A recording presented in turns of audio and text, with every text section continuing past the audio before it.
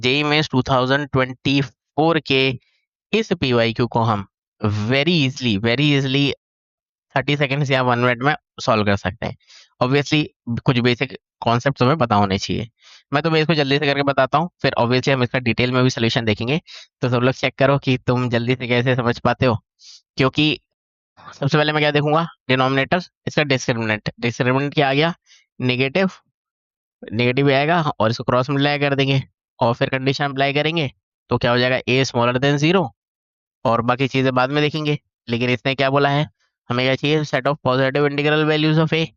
ठीक है, ए की पॉजिटिव चाहिए और हमारा आंसर क्या आ रहा है, स्मॉलर देन 0। इसलिए सेट में कोई भी एलिमेंट नहीं होगा, इसलिए इसका आंसर क्या हो जाएगा, 0। समझिए, अब ये वाला क्वेश्चन इतना सिंपल था। अब ये मैंने जल्दी से कैसे किया, तो वही हम आज के इस वीडियो में देखने वाले हैं। तो स्टार्ट करते हैं हमारा 100 short tricks plus time saver concepts for IIT JEE mains and advanced series का शॉर्ट ट्रिक नंबर 24। ठीक है, अब इसको अच्छे से समझते हैं। देखो, कभी भी हमारे पास ऐसी कंडीशन आएगी ना, ऐसी कंडीशन आएगी, numerator upon denominator is smaller than something, means inequality का क्वेश्चन होगा और हमें without any doubt quadratic equation दिख जाएगी। दिख रहे हैं ना, डिनोमिनेटर में हमें क्या दिखेगी, क्वाड्रेटिक इक्वेशन। तो सबसे पहले मैं क्या करूंगा, इस क्वाड्रेटिक का डिस्क्रिमिनेंट कैलकुलेट करूंगा। समझ गए, सबसे पहले हम क्या करेंगे, इस क्वाड्रेटिक का हम क्या करेंगे, डिस्क्रिमिनेंट कैलकुलेट करेंगे। डिस्क्रिमिनेंट कैसे कैलकुलेट करेंगे, वो उसमें आता ही होगा बी स्क्वायर माइनस 4ac। बस हम ये देखेंगे कि वो पॉजिटिव है या नेगेटिव है। ठीक है, तो क्लियरली 64 माइनस अप्रोक्सीमेटली क्या है, अप्रोक्सीमेटली नहीं 128, तो नेगेटिव ही आएगा। ठीक है, डिस्क्रिमिनेंट नेगेटिव आ गया। इसका मतलब क्या हुआ, या फिर इसको ऐसे भी समझते हैं कि इसके क्या होंगे, इमेजिनरी रूट्स। ठीक है, इसके क्या होंगे, इमेजिनरी रूट्स। और थर्ड थिंग जो तुम्हें आनी ही चाहिए वो ये है कि ये क्या होगा, ऑलवेज पॉजिटिव। ये क्या होगा, ऑलवेज पॉजिटिव। या फिर ऐसे कर सकते हो, ये पूरी एक्स की कोई भी ऐसी वैल्यू नहीं होगी जिसको यहाँ मैं क्वाड्रेटिक में पुट करूँ आंसर 0 आ जाए, क्योंकि इमेजिनरी रूट आ रहे हैं ना। बट एनीवेज, अगर ये लास्ट वाला समझ में आए तो भी कोई प्रॉब्लम नहीं है, बट इतना तो समझ गया ना, डिस्क्रिमिनेंट नेगेटिव है। जैसे ही डिस्क्रिमिनेंट नेगेटिव होगा, इसको हम क्या कर देंगे, क्रॉस मल्टीप्लाई। ठीक है, डिस्क्रिमिनेंट अगर पॉजिटिव आ गया, रियल रूट आ गए, तब हम ऐसे क्रॉस मल्टीप्लाई नहीं कर सकते, क्योंकि इमेजिनरी रूट आ रहा है, इसलिए हम क्या कर देंगे, क्रॉस मल्टीप्लाई। ठीक है, तो या फिर इसको ऐसे कर लो, नहीं तो इसको ऐसे ऐसे भी कर सकते हैं, इसको रिमूव कर दिया। ठीक है, तो अब ये चीज हो गई। तो अब मेरे पास क्या बच गया, ए एक्स स्क्वायर प्लस 2 टाइम्स ए प्लस 1। जेई मेंस के लिए ये वाला कॉन्सेप्ट बहुत इंपॉर्टेंट है जो अभी मैंने बताया। अब नेक्स्ट जो बता रहा हूँ ये भी बहुत इंपॉर्टेंट है।